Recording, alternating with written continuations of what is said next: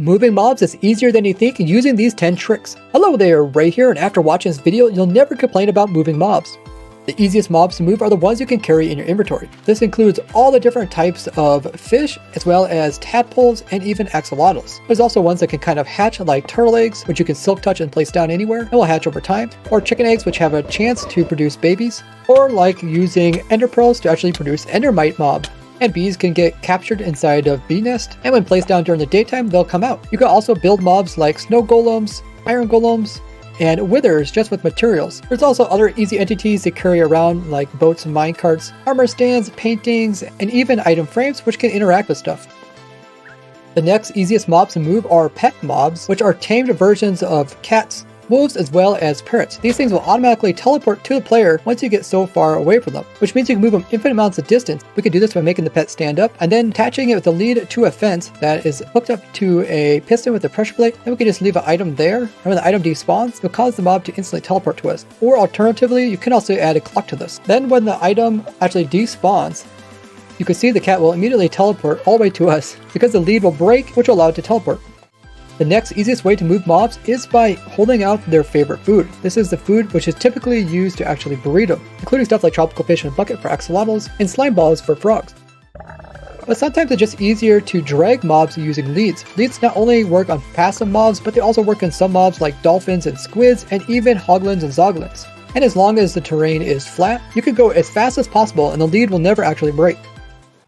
You can also move mobs very easily using boats. Just placing a boat down near a mob, once it gets close and touches the edge, it'll immediately be picked up, which makes it easy to contain mobs. Then you can hop in yourself and move them about, which is great for moving over water or even land. In some cases, it's hard to actually break the boat to get the mob back out. If the mob can be used with a lead, this will immediately eject it. You can even stick like babies inside of them, where typically when it comes to actually placing mobs inside, the mob has to be slightly smaller than the actual size of the boat in order to be picked up. This is why you can't pick up stuff like gas. So the biggest mob you can normally pick up is a panda. But if you push in like a baby donkey, when it grows up, it will actually be bigger than the boat, which is something you normally can't do.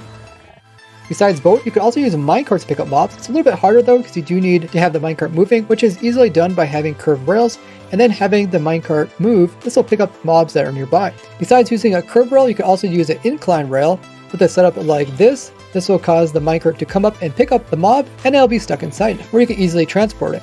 Now, unlike boats, which can only pick up some mobs, when it comes to minecarts, it can pick up pretty much any type of mob, so you can get stuff like Ravagers or Elder Guardians inside minecarts. But like boats, you cannot also pick up bosses or bats inside of minecarts.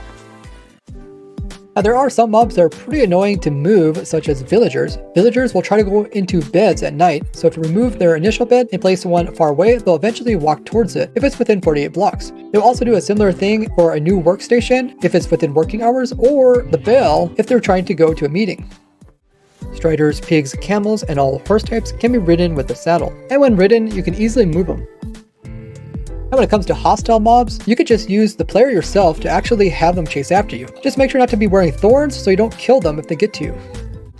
You can also use potions on mobs to help you move them, such as putting a weakness potion on a zombie so it can't do any damage to you, using night vision so you can easily see in the dark, using invisibility so you get close to dangerous mobs. Just make sure you don't collide with them or wear armor, otherwise they will see you. Fire resistance so you can easily move mobs through lava or fire without them dying. Speed so they'll move faster. Slowness so you can control them more. Turtle master so you can make them even slower, or you can put it on yourself to make you super resistant to damage. Water breathing so mobs don't drown, but water breathing won't help mobs in suffocating on land. Instant health, great for healing mobs you accidentally damage, or for doing damage towards undead mobs. Instant damage works the opposite, where it hurts most mobs, but it heals the undead. Keep in mind, regen and poison don't actually heal undead mobs, but regen is good for healing most mobs. Slow falling if you don't want them to take fall damage, and splash water balls if you want to extinguish mobs on fire. You can also use water to move mobs, but it normally only works on nice flat areas. For fire resistant mobs, you can actually use lava, which can slowly move them. You're able to actually lead a mob and fly with it using elytra without having to worry about it taking too much damage. Just aim straight up and launch yourself up, and then once you get up, then level out. And then when you land, mobs will hardly take any damage, or you can land in water if you're afraid. There's also some mobs that will be attracted to items, such as foxes and dolphins going after items, villagers going after and picking up crop items, piglins will go after gold items, and there's other cases of moving mobs like mobs that are afraid of certain items like hoglins from warped fungus, but this isn't very easy for easily controlling them. You can also move mobs upward using bubble columns. Start out by first stacking up blocks on 4 sides to hold in the initial water column. Scaffolding makes this easy, then come in with some soul sand in here. Now climb up. If you made this far in the video, be sure to leave a like and subscribe for more tricks. Then at the top, place in a block and water up against that. Then at the bottom, plant in kelp and go ahead bone meal that kelp to the top. Then break it, and now you have a bubble column. Any mobs that you push inside of there will get transported all the way to the top. If you want to move mobs downwards, best to use water for no damage or slime block, but they'll slowly bounce but won't take any damage. If you want to just get reduced damage, you can either use a hay bale or a honey block.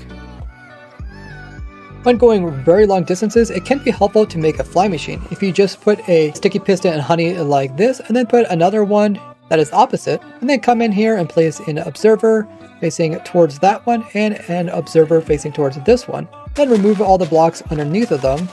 Then you could come in with a honey for a mob to sit inside the boat right here, and you could push a mob into the boat. And once inside, you can also ride inside the boat. Then place a block beside this observer to update it, and all of a sudden you got a fly machine that can move you and another mob. You can also move mobs upwards by using this fly machine. Place down an observer, then a slime block. Can't be a honey for this one. Then a sticky piston facing up, then a slime above that, and a sticky piston on the side facing downwards. Then place an observer on top of this facing towards a piston, and these fly machines are designed for Java. Then come in with the boat on top, and then you can push a mob up against the side of the boat and it'll automatically pick it up. Then to get it started, all you have to do is update the bottom observer, and you can either ride on the machine or ride in the boat. And the fly machines can be stopped by placing an immovable block above it or in front of it. You can also use the nether dimension to move mobs a great distance. Just pull them through it, and when you go in yourself, they'll still be on your lead. For every one block you move to another, you'll be moving a distance of 8 of them in the overworld. Keep in mind, jockeys as well as bosses can't go through portals. And in Java Edition, you can do this on top of the bedrock ceiling, which makes it super easy and safe. Unlike other portals, gateway portals can actually take mobs as passengers through them. And if you use one of these random gateway portals which generate, you can actually have stuff immediately teleport right here to the Obsidian platform. And combining these methods together can get you some really OP results, such as using weakness on the Warden and Turtle Master on the player, as well as Netherite armor, will cause one of the strongest mobs in the game to do no damage. Now share this with other Minecrafters and credit Ray's works. Now check out more useful tricks in this playlist here, or this one all about simple farms. And don't forget to join me on all my other social media, like on TikTok where my recent video almost reached 2 million views, or on Twitter where I sometimes upload and write live photos. Thank you for supporting and watching, and I will see you in the next video. Bye bye!